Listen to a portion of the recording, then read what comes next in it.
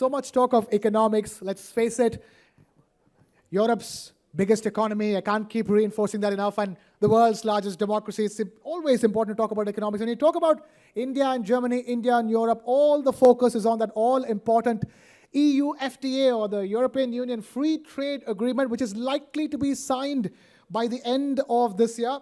And to talk about it more, we have somebody straight from the European Union joining us right now. Ladies and gentlemen, please put your hands together for the European Commissioner for Trade, Mr. Maroš Šefčovič. Trade is more than numbers on a chart. It is jobs created, supply chains rebuilt, opportunities unlocked.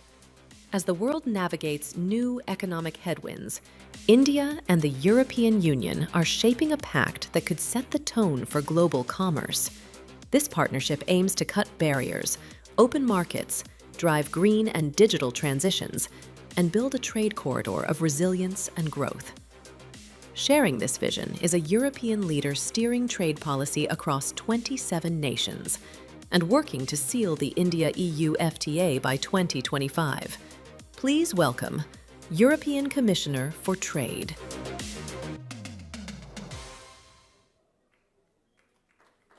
Ladies and gentlemen, it is a pleasure to be a part of the News9 Global Summit, celebrating the partnership between India and Germany, as well as the European Union as a whole. This is an important event which provides a high-level platform for exchange and cooperation as we seek to boost our overall EU-India relationship. My thanks to the organizers for enabling these discussions and for inviting me to speak to you today, even if commitments elsewhere prevent me joining you in person. We are seeing growing uncertainty and unpredictability across the globe. At a time like this, it is vital that we work with like-minded partners to safeguard our prosperity and boost our resilience, which is why Europe has set out a new agenda to deepen and broaden bilateral relations with India, a key strategic partner and a true engine of the global economy.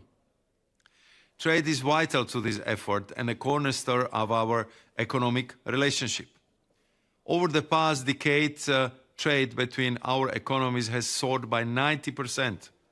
In 2024, we traded goods worth some 120 billion euro, making the EU India's largest trading partner ahead of the US and China. Some 2 million people are employed directly by more than 6,000 European companies active in India, which support a further 6 million jobs indirectly. An EU investment in India has almost doubled in just 5 years to 140 billion euros.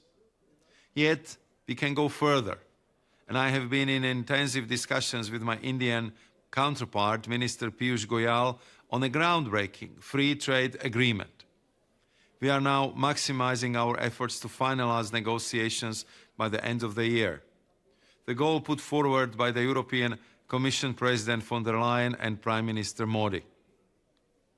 We are focusing on working together in the areas where cooperation makes sense, with the goal of putting in place a package that is economically meaningful, mutually beneficial, and brings real added value to businesses and consumers on both sides.